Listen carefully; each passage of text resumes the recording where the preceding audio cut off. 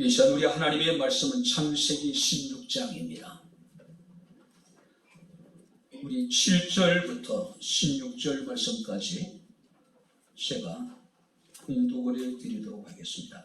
창세기 16장 7절부터 16절 말씀까지 봉독해 드리도록 하겠습니다. 여호와의 사자가 광야의 샘물 곁 곧 술길 샘 곁에 그를 만나 이르되 사레의 여종 하가라 내가 어디서 왔으며 어디로 가느냐. 그가 이르되 나는 내 여주인 사레를 피하여 도망하나이다. 여호와의 사자가 그에게 이르되 내 여주인에게로 돌아가서 그 수하에 복종하라. 여호와의 사자가 또 그에게 이르되 내가 내 씨를 크게 번성하여 그 수가 많아 셀 수 없게 하리라. 여호와의 사자가 또 그에게 이르되 내가 임신하였은즉 아들을 낳으리니 그 이름을 이스마엘이라 하라. 이는 여호와께서 내 고통을 들으셨음이니라. 그가 사람 중에 들나귀같이 되리니 그의 손이 모든 사람을 치겠고 모든 사람의 손이 그를 칠지며 그가 모든 형제와 대항하여 살리라 하니라. 하갈이 자기에게 이르신 여호와의 이름을 나를 살피시는 하나님이라 하였으니 이는 내가 어떻게 여기서 나를 살피시는 하나님을 배언농고함이라. 이러므로 그 샘을 부엘라 헤로이라 불렀으며 그것은 가데스와 베레 사이에 있더라. 하갈이 아브라함의 아들을 낳으며 아브라함이 하갈이 낳은 그 아들을 이름하여 이스마엘이라 하였더라. 하갈이 아브라함에게 이스마엘을 낳았을 때에 아브라함이 86세였더라. 아멘. 기도하겠습니다. 자비롭고 내려오신 아버지 하나님, 하나님의 은혜와 사랑을 진심으로 감사합니다. 바쁘고 분주함 속에서 또 아버지 하나님의 피곤한 가운데서도 주의 날을 기억하게 하시고 이 아침에 주님 앞에 나와 살아계신 하나님을 예배하게 하심을 감사를 드립니다.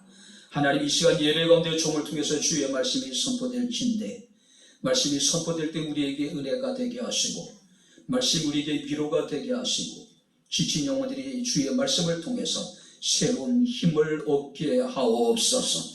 말씀을 들을 때 하나님의 선한 뜻이 무엇인지를 분별할 수 있는 지혜로운 마음을 우리에게 주옵소서. 예수님 이름으로 기도하옵나이다. 아멘. 할렐루야. 아브라함이 하나님의 부르심을 받았을 때의 나이가 75세였습니다. 하나님께서 아브라함을 부르시면서 세 가지 하나님께서 아브라함에게 축복을 약속하셨습니다. 바로 첫 번째가 뭐냐면은 내 자손을 하나님께서 이제 주실 것이고 그를 통해서 큰 민족을 이루게 될 것이라고 하는 겁니다. 두 번째가 뭐냐면 하나님께서 아브라함의 이름을 창대하게 해 주실 것이라고 말씀을 하고 있고 세 번째가 뭐냐면은 모든 민족이 아브라함으로 말미암아 복을 받게 될 것이라고 말씀을 하셨습니다. 그런데 그 하나님의 약속이 좀처럼 이루어지지 않는 겁니다. 아니, 그 약속이 이루어질 수 있는 어떤 가능성조차도 보이지 않는 거예요. 그 가능성이 이제 점차 사라져가는 그런 상황이었습니다. 특별히 아브라함의 아내였던 사레의 경우에는 시간이 흐르면 흐를수록 더욱 초조할 수밖에 없을 것이고 마음이 조급할 수밖에 없었을 것입니다. 희망이 이제 가물가물해지고 있는 그런 상황입니다.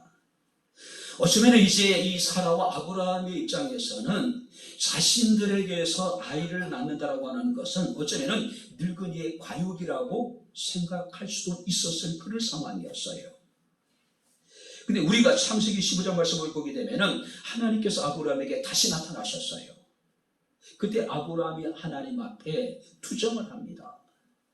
자신의 재산을 상속받을 사람이라고는 그의 종이었던 엘리에셀밖에 없습니다. 투정을 한 거예요.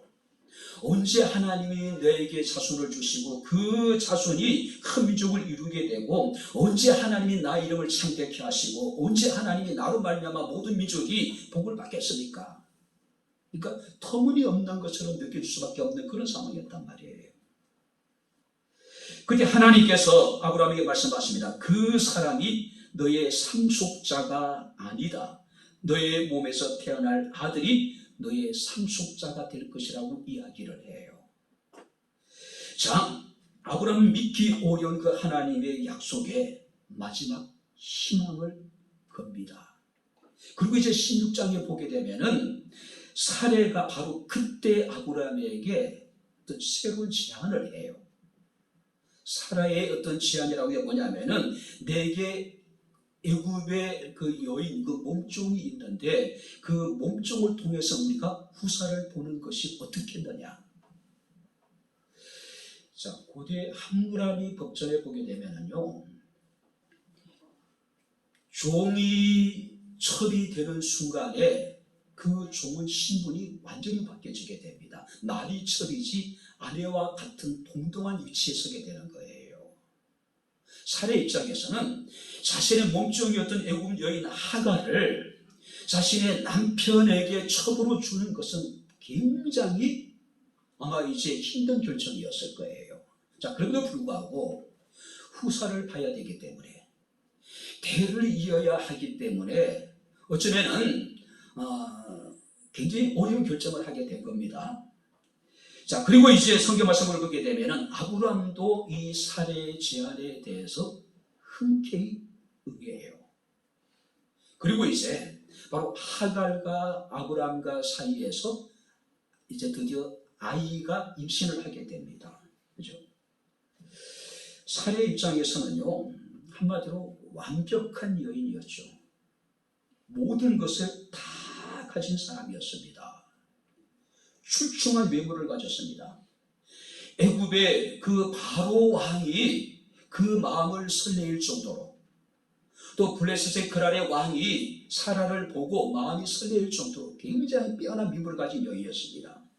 멋진 남편이 있었고, 또 이 사라는 그야말로 그 모든 경제적으로 부유했단 말이에요. 근데 문제는 뭐냐면은 아이를 생산하지 못했다고 하는 사실이에요. 그래서 힘든 결정을 내렸습니다. 자신의 몸종이었던 하갈을 자신의 남편에게 준 거예요. 그죠? 근데 이제 아이를 임신하게 됩니다. 근데 문제가 생겼습니다. 이 아브라함의 가정에 갈등이 생기기 시작했어요. 자녀만 생산하게 되면, 후사만 보게 된다면 이 아브라함의 가정에 아무런 문제가 없었을 것 같은데, 오히려 하갈이 임신을 하는 순간에 아브라함의 가정에는 심각한 갈등이 일어나기 시작하는 거예요. 성경 말씀을 보게 되면은 하갈이 자신이 임신함을 알고 그 주인을 멸시했다라고 이야기를 하고 있어요. 자, 여기서 멸시하다라고 하는 것은 물리적인 폭력을 행했다는 이야기예요. 자신의 몸종이었습니다. 어쩔 수 없이 후사를 잇기 위해서 자신의 남편에게 주었단 말이에요. 근데 그 몸종이었던 그 하갈이 임신을 하고 나니까 자신의 전 여주인이었던 이 사례를, 여기 성경 말씀을 보니까 멸시했다는 이야기는 물리적으로 폭력을 행했다는 이야기예요. 이미 사례는 늙은 나이입니다. 거기다가 아이를 낳지 못하는 불행한 여인이었어요.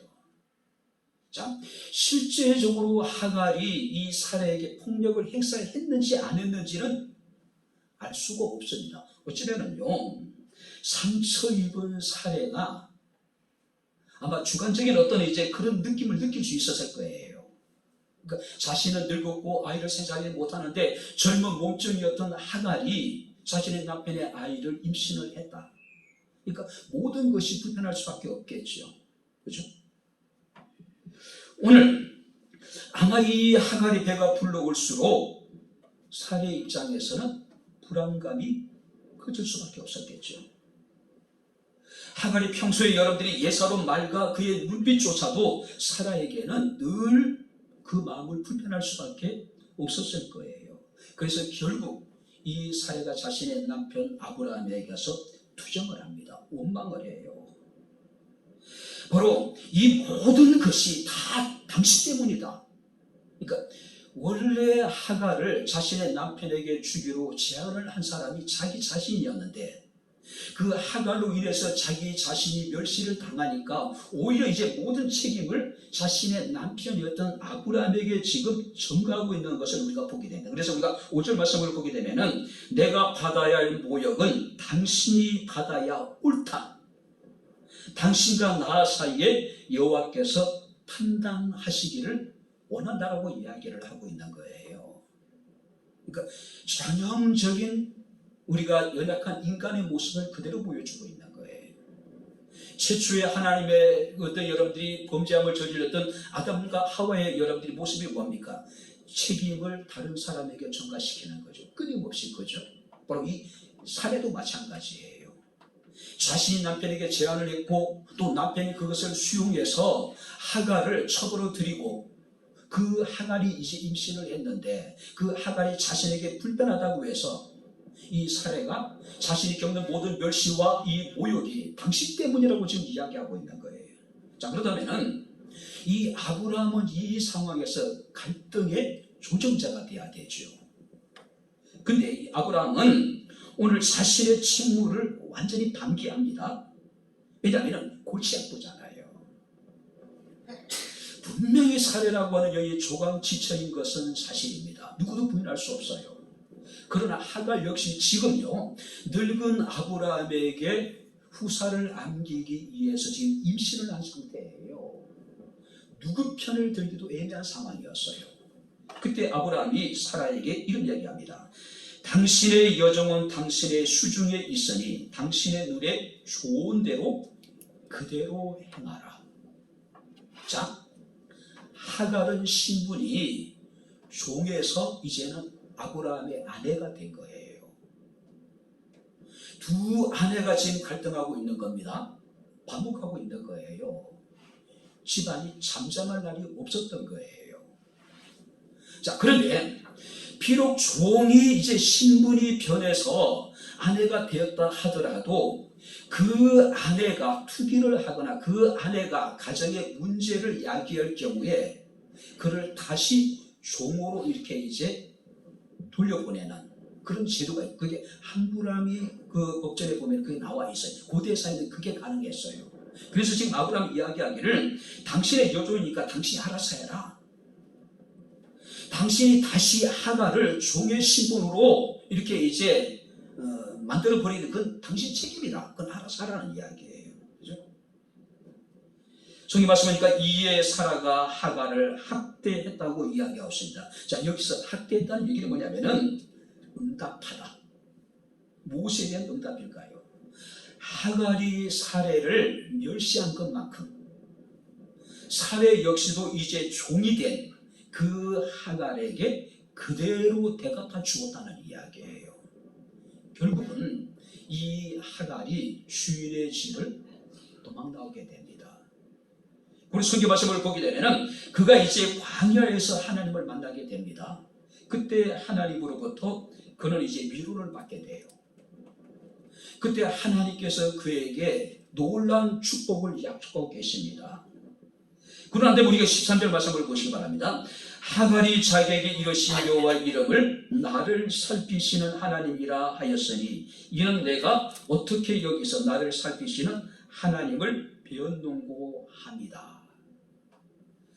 자, 주인의 집을 도망 나와서 광야에 홀로 남은 이 하갈의 입장이 얼마나 난감했겠어요.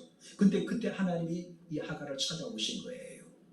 하나님을 만난 그 하갈이 하나님을 나를 살피시는 하나님이라고 이야기를 해요. 자, 여기서 나를 살피시는 하나님이라는 얘기는 나를 보고 계시는 하나님.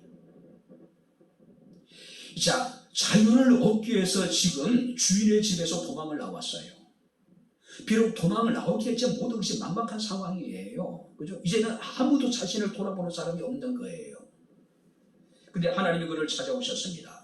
하갈은 나를 살피신 하나님이라고 고백합니다. 나를 보고 계신 하나님. 우물을 직격하다 보면은 나를 계속 살펴보시는 하나님. 그러니까 우리는 우리 눈에 보이는 것밖에 보지 못하잖아요. 하갈은 혼자라고 생각했습니다. 아무도 없다고 생각했어요. 그런데 광야 속에서 하나님이 하갈을 찾아오셨습니다. 바로 하나님께서 이 하갈을 계속해서 살펴보고 계셨다는 이야기예요. 또 다른 의미는 뭐냐면은 사랑하는 자를 친히 시야에 두고 또 살펴보시는 하나님. 그러니까 늘 하나님의 시야에서 하갈이 떠나지 않았다는 이야기예요. 하갈에게서 하나님의 눈길이 떠나지 않았다는 것을 의미하고 있는 거예요. 오늘 살아갈 성도들, 하나님 오늘도 우리를 찾아오신 하나님이심을 믿으시기 바랍니다. 할렐루야. 하나님 오늘도 우리를 살피시는 하나님이에요. 우리 한 사람 한 사람에게서 하나님의 눈길이 떠나지 않는다는 이야기예요. 그래서 성경 말씀 보니까 하나님이 불꽃 같은 눈동자로 우리를 지킨다고 이야기하고 있는 거예요. 자, 그렇다면은 오늘 본문에 나타나 있는 우리를 살피시는 하나님은 구체적으로 어떤 하나님이셨을까? 우리가 함께 말씀을 살피면서 은혜를 나누도록 하겠습니다. 자, 먼저 7절을 우리 같이 읽겠습니다. 7절 다 같이 읽겠습니다. 여호와의 사자가 광야의 샘물 곁 곧 술길 샘 곁에서 그를 만나. 자, 그를 만났다는 이야기는 하나님이 찾아오셨다는 이야기입니다. 원문을 직역하면은요, 그리고 여호와의 천사가 그녀를 발견했다. 자, 사례의 학대를 피해서 광야로 도망을 나왔어요. 하갈은 애굽 여인입니다. 과거에 그의 주인이었던 아브라함이 그 가뭄을 피해서 흉년을 피해서 애굽으로 내려갔던 적이 있었어요. 그때 바로 왕을 만나게 됩니다. 그 바로 왕에게 선물로 받았던 선물 가운데 하나가 바로 이 하갈이었을 가능성이 많이 있습니다. 그렇다면은 하갈이 자신의 주인이었던 아브라함의 집에서 도망 나와서 그가 갈 수 있는 곳은 어디일까요? 그가 광야길에 있었던 것을 볼 때에 애굽이었다는 이야기예요. 아마 어렸을 때 아브라함의 종이 돼서 이제 이 가나안 땅까지 왔단 말이에요. 그가 이제 주인의 그 학대를 피해서 다시 이제 애굽으로 내려가기 위해서 광야길로 접어든 상황이에요. 그런데 성경 말씀하니까 여호와의 천사가 그녀를 발견했다. 그녀는 주인의 집을 피해서 도망을 나왔고, 그리고 여호와의 천사가 그녀를 발견하고 그를 찾아오셨다. 그리고 그를 위로해 주셨다는 이야기예요. 오늘도 우리 하나님은요, 우리 한 사람 한 사람을 눈동자와 같이 지키신다는 사실을 믿으시기 바랍니다. 할렐루야. 우리 한 사람 한 사람에게서 하나님의 눈길이 떠나지 않는다는 이야기예요. 당시 하갈의 마음이 어땠을까요? 아마 상처로 가득하지 않았을까요? 어렸을 때 이 집에 종으로 와서 평생을 정말로 자신의 여주인이었던 사례를 섬겨왔단 말이에요. 충성을 다했단 말이에요. 늙은 아브라함의 처리에 대해서 이제 그 아브라함의 아이까지 지금 임신을 하는 상태였어요. 근데 나를 이렇게 학대하고 나를 이렇게 쫓아내. 그죠? 그 마음의 상처가 이루 말할 수 없었겠죠. 원망과 분노가 가득했을 거예요. 또 다른 감정도 있었을 거예요. 그래, 내가 조금만 참을 거를. 조금만 내가 견뎠으면은 주인의 아이를 낳게 되면은 그만큼 또 주인의 사랑을 받을 수 있을 텐데, 후회하는 마음도 분명히 있었을 거예요. 근데 이 하갈의 마음에 가장 큰 무엇이 무엇입니까? 두려운 거예요. 두려움이에요. 이제 그는 홀몸이 아닙니다. 늙은 아브라함의 아이를 임신을 했단 말이에요. 지금 이 광야길로 지금 접어들었습니다. 앞길이 막막해요. 그죠? 이 아이를 어떻게 낳아서 내가 어떻게 키워야 될지 모든 것이 두려운 거예요. 특별히 여러분들이 지금 그는 광야의 길에 접어들었습니다. 광야의 혹독한 날씨, 광야의 어떤 맹수들, 또 도적제들의 공격, 설사 이것들로부터 내가 살아남는다 하더라도 과연 내가 이 아이와 함께 잘 살아갈 수 있을까? 얼마나 두려웠을까요? 그죠? 근데 하나님이 그때 이 하갈을 찾아오신 거예요. 상처받은 마음으로 원망과 분노가 가득했고 미래에 대한 불확실성 때문에 두려움에 사로잡혀 있었던 이 하갈을 하나님께서 찾아오신 거예요. 바로 하나님을 만난 이 하갈은 더할 수 없는 큰 위로를 받게 됩니다. 새 힘을 얻게 돼요. 이제 자기 자신을 추스리고 다시 일어설 수가 있었습니다. 그리고 주인의 집으로 다시 돌아가요. 하갈은 그때 만났던 그 우물의 이름을 부엘라헬로이라고 부르게 됩니다. 무슨 말이냐면은 살아계셔서 나를 지켜보시는 자의 우물, 부엘라헬로이. 살아계셔서 나를 지키는 자의 우물, 그러니까 하나님의 우물이라는 뜻이겠죠. 사랑하는 성도 여러분들, 하나님은 결코 우리를 버리지 아니하십니다. 내가 혼자라고 생각할 때, 내가 마음의 깊은 상처로 고통스러워하고 원망과 분노로 가득 차 있을 때에, 두려움이 내 마음 가운데 가득 차 있을 때에 바로 하나님은 하갈을 찾아오셨어요. 그 마음을 위로해 주신 거예요.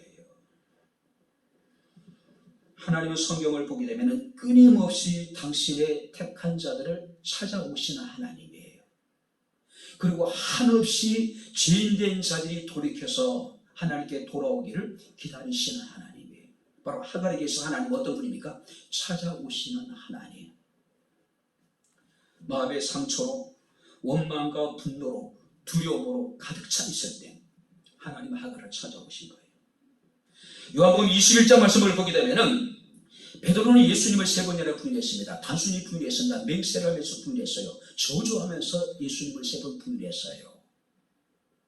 자, 이제 베드로 입장에는 스스로 주님 앞에 나갈 수 있는 용기가 없는 상황이에요.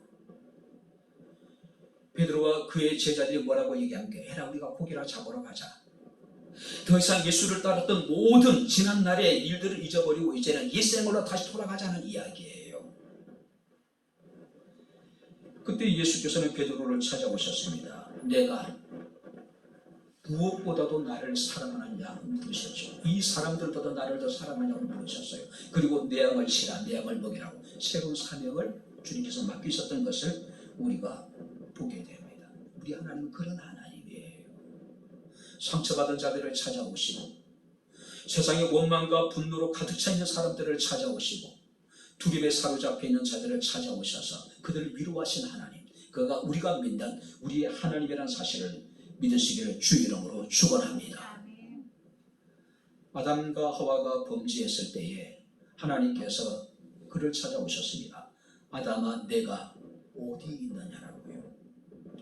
뿐만 아니라 동생을 쳐 죽인 가인에게 내 아우 아벨이 어디 있느냐라고 말씀하고 계신 것을 우리가 보게 됩니다. 그들에게 돌이킬 수 있는, 그들에게 은혜를 베풀기 위해서 하나님 그들을 찾아오신 거예요. 두 번째, 여러분들이 우리를 살피시는 하나님은 어떤 하나님일까요? 자, 8절 말씀을 우리 다시 한번 같이 읽겠습니다. 이르되 사례의 여종 하갈아 내가 어디서 왔으며 어디로 가느냐? 그가 이르되 나는 네 여주인 사례를 피하여 도망하나이다. 내가 어디서 왔으며 어디로 가느냐라고 묻고 있습니다. 자, 메시지 성경에 보게 되면 이 본문을 사례의 여종 하갈아 여기서 무엇을 하느냐? 자, 하나님 지금 사례가 어떤 상황인지, 아니 그 하갈이 어떤 상황인지 모르실까요? 다 알고 계셨어요. 그 마음이 상처받은 것도 알고 있고 그 마음속에 분노와 원망이 가득 차 있는 것도 알고 있었고 그 마음에 두려움이 사로잡혀 있다는 것도 하나님은 알고 계셨어요. 그때 불구하고 여기서 무엇을 하고 있느냐고 묻고 있는 거예요. 그래서 말씀하시기를 내가 어디서 왔으며 어디로 가고 있느냐. 자, 아브라함의 가정에 이 갈등의 원인이 뭘까요? 처음부터 잘못 끼어진 단추였어요. 그죠? 온전히 하나님의 약속, 하나님의 때까지 참고 기다린 것이 아니라 그들 스스로 무엇인가를 하고자 하는 지극히 인간적인 생각이 이 갈등의 원인이 된 겁니다. 거기다가 이 하갈이라고 하는 여인이 자신이 사례라고 하는 여인의 몸종이었다는 사실을 망각해버린 거예요. 그래서 그래 하나님께서 나타나셔서 이 하갈에게 사례의 여종 하갈이라고 부르고 있는 거예요. 내가 어디서 왔으며 어디로 가냐 말씀하고 있는 겁니다. 자, 하나님이 하갈을 부를 때에 하갈에게 뭘 인식시켜주고 있습니까? 너는 사례의 여종 하갈이라는 것을 지금 인식시켜주고 계신 거예요. 그때 이 하갈이 뭐라고 얘기합니다. 나는 내 여주인 사례를 피하여 도망하나이다. 하갈도 자기 자신의 신분이 뭐라고 얘기하고 있습니까? 사례의 몸종이라는 것을 인정하고 있는 거예요. 그러자 하나님께서 9절 말씀을 보니까 내 여주인에게로 돌아가서 그 수하에 복종하라고 지금 말씀을 하고 있는 거예요. 자, 여기 보세요. 하나님은 우리의 잘못된 것을 바로잡으시고, 하나님은 우리가 잘못 가는 우리의 길을 바로잡으시고, 우리를 바른 길로 인도하신 하나님, 마땅히 우리가 행할 바를 알게 하시고 그 일을 행하게 하신 하나님. 그렇죠? 하갈의 문제는요, 자기 자신이 자기가 어떤 사람이라는 걸 망각해버린 거예요. 하갈이란 이름의 뜻이 뭐냐면 탈출이에요. 탈출. 그러니까 자유를 찾아서 탈출한다는 그런 의미를 가지고 있었단 말이에요. 그는 이름에 어울리게 그는 주인의 집에서 지금 탈출을 했단 말이에요. 여기서부터 지금 현재 하갈의 문제가 발생하게 되는 거예요. 자신이 살해의 몸종이었다는 것을 인식을 하고, 비록 학대가 있었고 또 멸시가 있다 하더라도 그가 끝까지 참고 견뎌냈어야 되죠. 그죠? 주인의 품 안에 있어야 되는 거예요. 근데 그가 지금 떠남으로 지금의 상황이 벌어지게 되었다는 이야기예요. 사람은 환경이 조금 변하고 자신의 위상이 조금 높아지면은 교만해지기 시작합니다. 오만해져요. 자만심에 빠져요. 하갈이 그런 거예요.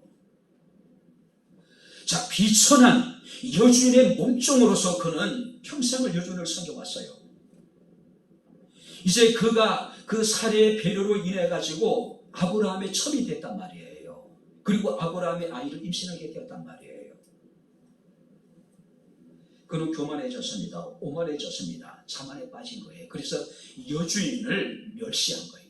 여주인에게 물리친 폭력을 행한 거예요. 여기서 문제가 된 거예요. 그러니 결국 뭡니까?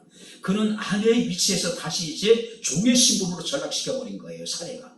그리고 이제 그 하갈을 학대한 거예요. 그러니까 이 하갈이 여주인이었던 사례에게 행한 그대로 이 사례가 하갈에게 그대로 대갚아 줘버린 거예요. 그러니까 결국 못 참고 도망을 나갔던 거죠. 문제가 여기 시작된 거예요.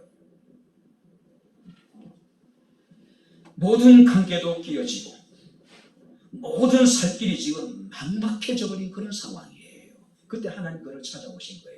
그의 잘못된 것을 바로잡아 주신 겁니다.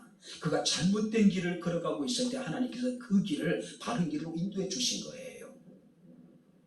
내 여주인에게로 돌아가서 그 수하에 복종하라고 이야기를 하고 있는 모습을 우리가 보게 됩니다. 성경을 보게 되면은 하나님이 아담을 찾아오셨죠. 아담은 내가 어디 있느냐? 자, 여기 보세요. 하나님이 아담이 지금 어딘지 모르셔서 물어보셨을까요? 그죠? 자, 여기서 어디 있느냐라고 의미는 장소적인 개념이 아니라 상태적인 개념이에요. 너의 지금 영적인 상태가 어떠하냐고 지금 물어보신 거예요. 네가 지금 무엇을 행했느냐고 물어보신 거예요. 만약 우리가 창세기 4장 9절 말씀을 보게 되면은 하나님께서는 자신의 동생 아벨을 돌로 쳐 죽였던 가인을 찾아오십니다. 그리고 그 가인에게 내 아우 아벨이 어디 있느냐? 하나님이 지금 아벨이 어딘지 모르신 게 아니에요. 아벨이 지금 자신의 형이었던 가인에게 돌로 맞아서 죽었다는 사실을 모르는 것이 아니에요. 가인으로 하여금 지금 내가 행한 것이 악하다는 것을 이제라도 돌이키라고 하는 하나님의 그런 은혜예요. 그리고 불구하고 가인은 뭐라고 했냐면 내가 동생을 지키는 자입니까라고 지금 하나님 앞에 항변을 해요. 오늘도 하나님께서 우리에게 찾아오십니다. 내가 어디서 왔으며 어디로 가고 있느냐. 내가 누구인지를 정말 하나님께서 우리에게 묻고 계신 거예요. 지금 네가 가고 있는 길이 어떤 길이냐라고 하나님께 우리에게 지금 묻고 있는 거예요. 네가 가고 있는 길이 바른 길인지 하나님께 우리에게 묻고 계신 거예요. 내가 어디서 왔으며 어디로 가느냐라고 묻고 있습니다. 지금 하갈이 있어야 할 곳은 이 광야가 아니죠. 지금 하갈이 가야 될 곳은 애굽이 아닙니다. 하갈이 있어야 될 곳, 지금 하갈이 가야 될 곳은 그의 주인이었던 아브라함의 집이에요. 사례가 있는 그 집이었단 말이에요. 오늘도 하나님께서 우리에게 말씀하고 있습니다. 내가 어디서 왔으며 어디로 가고 있느냐. 지금 하나님 우리에게 또 묻고 계시면 내가 지금 어디에 있느냐. 너의 지금 영적인 상태가 어떠하냐고 물고 계세요. 지금 예배하고 있는 이 시간 내가 지금 어디에 있느냐. 지금 네가 무엇을 하고 있느냐고 주님께서 우리에게 지금 묻고 계신 거예요. 또 하나님 지금 우리에게 묻고 계십니다. 어찌하여 내가 여기 있느냐. 오늘 혹시 지금 이 유튜브를 통해서 설교를 듣게 되실 분들에게 하나님이 묻고 계십니다. 어찌하여 내가 여기 있느냐. 내가 어디 있느냐. 너의 상태가 어떠하냐. 지금 내가 하고 있는 일이 옳으냐라고 묻고 계신 거예요. 내가 어디서 와서 어디로 가냐. 내가 지금 가고 있는 길이 제대로 바른 길을 가고 있느냐라고 지금 하나님께서 묻고 계신 거예요. 가장 중요한 것은 자신의 정체성이에요. 하나님이 하갈에게 사례의 여종 하갈이라고 이야기하고 있어요. 여주인에게 그 복종해야 될 사람이란 이야기예요. 지금 내가 있어야 될 곳은 이곳이 아니고 내가 가야 될 곳은 애굽이 아니고 네가 있어야 될 곳, 내가 가야 될 곳은 내 여주인 집, 아브라함의 집이라고 하는 거예요. 다시 돌아가는 이야기예요. 회개라는 게 뭡니까? 완전한 삶의 돌이킴이죠. 다른 길로 가는 것이 아니라 원래 왔던 원래 가야 될 길로 돌아가는 이것이 회개예요. 하나님 지금 하갈에게 원한 건 뭡니까? 회개하여 돌이키란 이야기예요. 원래 네가 있어야 될 자리로 돌아가란 이야기예요. 내가 어디서 왔으며 어디로 가느냐. 하나님 우리에게 말씀하십니다. 너의 상태가 어떠하냐. 내가 하고 있는 일이 옳으냐. 내가 지금 바른 길로 가고 있느냐. 이 질문에 대해서 여러분들이 무엇이라고 대답하시겠습니까? 마지막으로 세 번째 우리의 성경 말씀을 보겠습니다. 10절 우리 같이 읽겠습니다. 10절 다 같이 읽겠습니다. 여호와의 사자가 또 그에게 이르되 내가 내 씨를 크게 번성하여 그 수가 많아 셀 수 없게 하리라. 하나님께서는 하갈을 위로하시고 하갈에게 소망을 주셔요. 여호와의 사자가 또 그에게 이르되 내가 내 씨를 크게 번성하게 하여 그 수가 셀 수 없게 하리라. 여호와의 사자가 또 그에게 이르되 내가 임신하였은즉 아들을 낳을 것이다. 그 이름을 이스마엘이라 하라. 이는 여호와께서 내 고통을 들으셨음이라고 이야기를 하고 있어요. 세 가지의 약속입니다. 첫 번째가 뭐냐면은 내 씨를 크게 번성하게 할 것이다. 내 씨를 크게 번성하게 할 것이다. 자, 여기서 성경 말씀을 보니까 그 수가 셀 수 없다는 이야기는 절대로 계산할 수 없다는 뜻이에요. 이 하갈이 낳게 될 아이의 씨가 얼마나 많든지 절대로 계산할 수 없게 될 것이다. 이것은 마치 우리가 창세기 13장 16절 말씀 보니까 아브라함에 대해서 내 자손으로 땅에 티끌 같게 하리라는 말씀과 같은 의미예요. 오늘 우리가 창세기 25장에 보게 되면은 하나님의 이 약속대로 이 이스마엘의 후손들은 터키인들과 아랍인들을 구성하는 12족장의 조상이 돼요. 시리 족속의 조상이 돼요. 그 하갈의 아들이. 두 번째, 하나님은 뭘 약속하시냐면은 바로 아이를 임신하게 되었으니 아이가 건강한 모습으로 순산하게 될 것이다. 내가 임신하여서적 아들을 낳을 것이다. 지금 하갈은 불안한 거예요. 다시 여주인의 집으로 돌아가게 될 경우에 그 사례가 자신에 대해서 어떻게 행할지 얼마나 두렵겠어요. 그죠? 이미 사례 역시도 그 마음에 깊은 상처를 받았단 말이에요. 그래서 이 하갈이 자신에게 행한 대로 그대로 대갚아 주었던 과거의 전력이 있단 말이에요. 그죠? 모든 것이 불확실해요. 혹시라도 자신에게 해를 가면 어떨까? 뱃속에 있는 아이에게 해를 가면 어떨까? 하갈 입장이 두려웠단 말이에요. 그런데 하나님 말씀하시기를 내가 임신하였은즉 아들을 낳을 것이다. 걱정하지 말라는 이야기예요. 내 속에 있는 태아는 건강하게 이제 나오게 될 것이라는 이야기예요. 그리고 하나님이 그 아들의 이름을 주었습니다. 이스마일이라 하라. 이스마일이라 하라. 그 뜻이 뭐냐니까 여호와께서 들으셨다.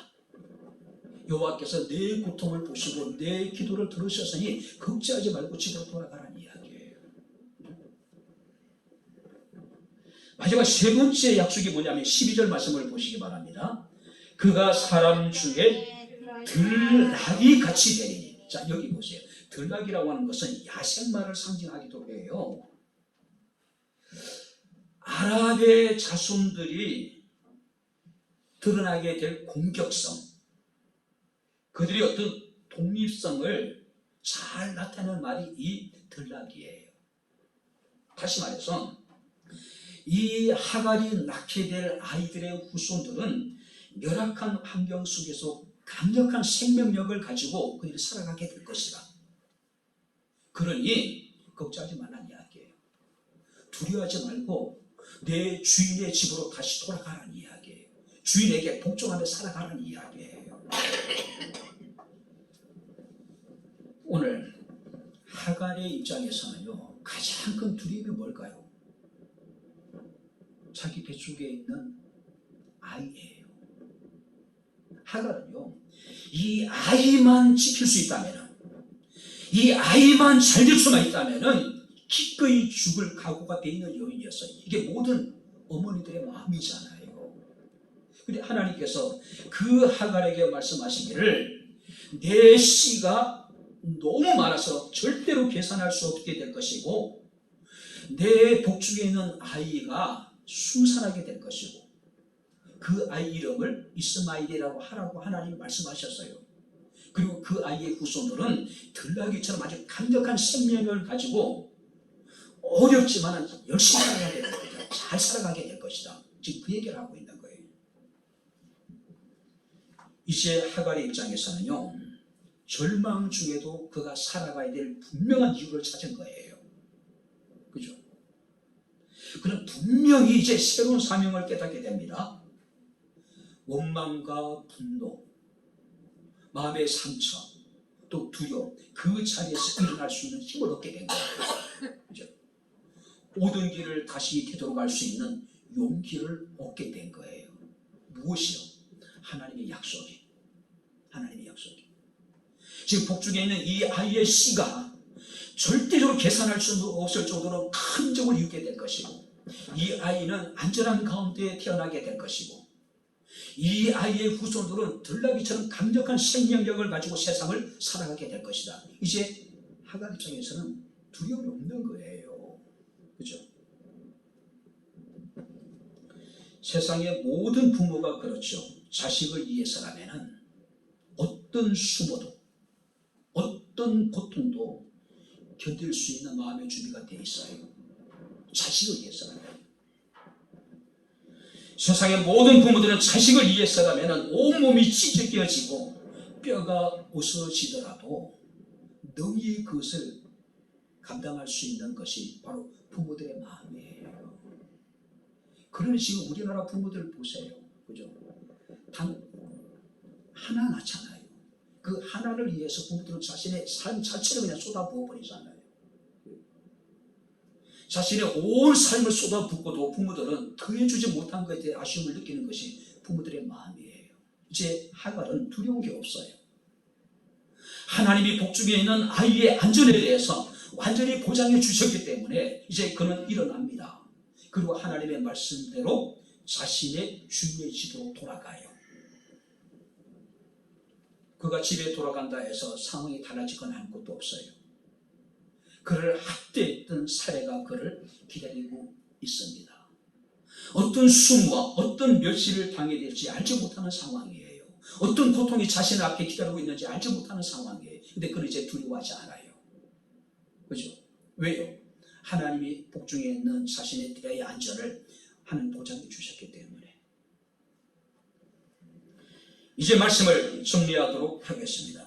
하나님은 우리를 살피시는 하나님이십니다. 할렐루야. 창세기 28장에 보게 되면은 아버지와 형을 속이고 야곱이 장자의 축복을 받습니다. 결국 형 에서가 분노하죠. 야곱을 죽이려고 해요. 그 사실을 그의 어머니 리브가가 알고 이 둘째 아이 된 이 야곱을 자신의 친정 야곱의 외삼촌이 있는 곳으로 도망을 보내요. 야곱은 여성적인 기질을 가지고 있는 사람이었습니다. 바로 그래 이 야곱은 처음으로 아마 집안을 아마 떠나서 그는 광야길에 놓이게 됩니다. 베들이라는 곳에 이르러서 돌베개를 하고 지친 몸에 달래지요. 깊은 잠에 듭니다. 그때 꿈에 하나님을 만나게 돼요. 하나님이 야곱에게 이르시기를 내가 누워있는 땅을 너와 네 자손에게 주리라고 말씀하고 있습니다. 네 자손이 땅에 티끌같이 되어 동서남북으로 퍼져가게 될 것이라고 약속하셨어요. 땅의 모든 족속이 내 자손으로 말미암아 복을 받게 될 것이라고 말씀하고 있습니다. 하나님께 말씀하시기를 내게 허락한 이 모든 것을 이루기까지 내가 너를 결코 떠나지 않을 것이라고 말씀을 해요. 그때 야곱이 꿈에서 깹니다. 잠에서 깨요. 그리고 이런 고백을 합니다.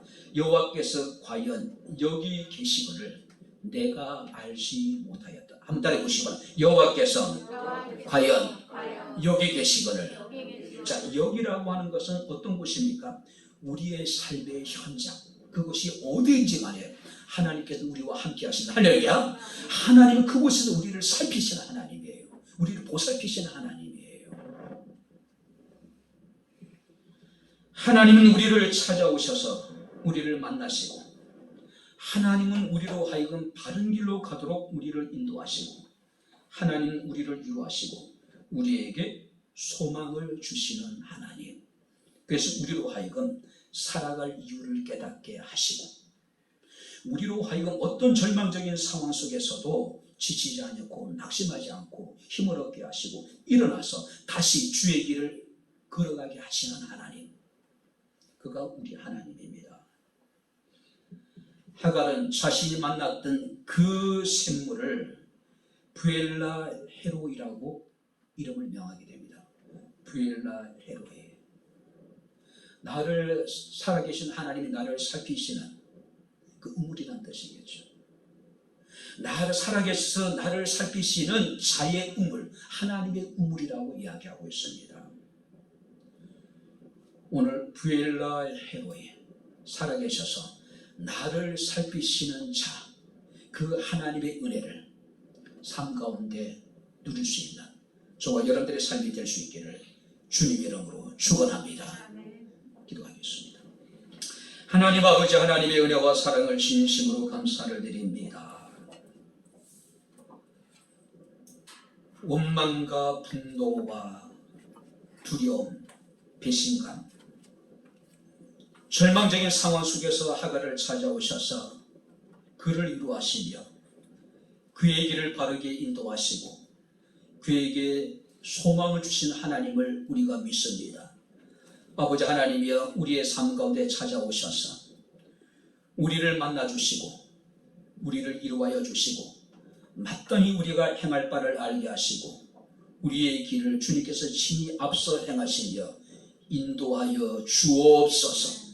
아무리 우리의 상황이 어렵고 힘들지만 그럼에도 불구하고 나와 함께 하시며 나를 살피시는 하나님을 인하여서 아버지 믿음으로 아버지 날마다 승리하며 살아갈 수 있는 저희들의 삶이 되게 하옵소서.